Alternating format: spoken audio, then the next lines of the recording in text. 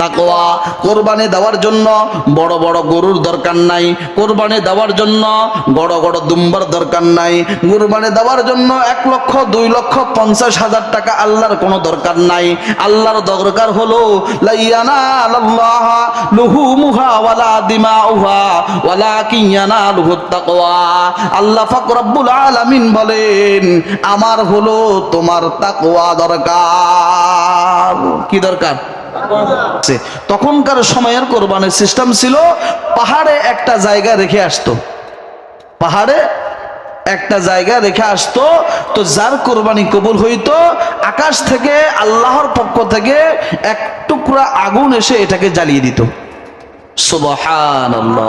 তাহলে বোঝা যাইতো এটা কোরবানি। তো আপনারা বলবেন, আহারে তখনকার আমলে কি সুন্দর সিস্টেম ছিল, যার কোরবানি কবুল হয় সে বুঝতো।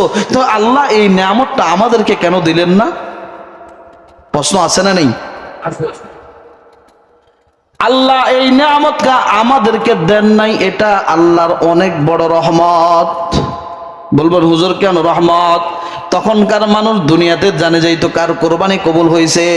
এখনকার যদি এই নিয়মটা চালু থাকতো, এখন যদি এই নিয়ম চালু থাকতো, দেখবেন কোরবানি আসলে ঢাকার শহর আর মাইজদি শহর, অনেক শহরে দেখবেন অনেক বড় বড় নেতারা, অনেক বড় বড় হোমরো সোমরোরা, বড় বড় মাতাব্বরেরা বড় বড় গরু কিনি, গরুর গলার মাধ্যমে মালা ঝুলাই, দেশের মাধ্যমে মানুষকে দেখাইতে বাড়িতে নাইনি নাইনি নাইনি।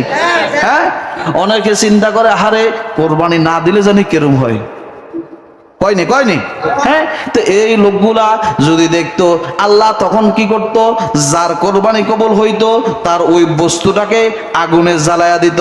এখন বলেন তো, যদি আমার শখের টাকা দিয়া একটা মোড়া তাজা গরু কিনলাম, একটা মোড়া তাজা দুম্বা কিনলাম, এই দুম্বাটা এক জায়গায় রেখে আসলাম, আল্লাহর পক্ষ থেকে আগুন আসি যদি এটাকে জ্বালায় দেয়, বলেন তো শতকরা কয়জন কোরবানি দিতে পাওয়া যাবে? যাবেনি। তো কোরবানি দেওয়া যাবে না। তার মানে আল্লাহ পাক রব্বুল আলামিন আমার উপর আপনার উপর রহম করছে। তখন যার কোরবানি কবুল হইতো না, সে তওবা করে আবার কোরবানি দিতেন। সুবহানাল্লাহ। তো এখন আমরা যে কোরবানিটা দিই, এই কোরবানিটা হলো কেমন? আল্লাহ পাক রব্বুল আলামিন বলেন, ইয়ানালাল্লাহা লুহুমুহা ওয়ালা দিমাউহা ওয়ালাকিন ইয়ানালুহুত তাকওয়া। আল্লাহ কয়, ও দুনিয়ার মানুষ শুনিয়া লাও, তোমাদের গরুর কোরবানির একটা রক্ত, একটু গোশত, হাড় মাংস চামড়া কোনো কিছুই আমি আল্লাহর কোনো কাজে আসে না।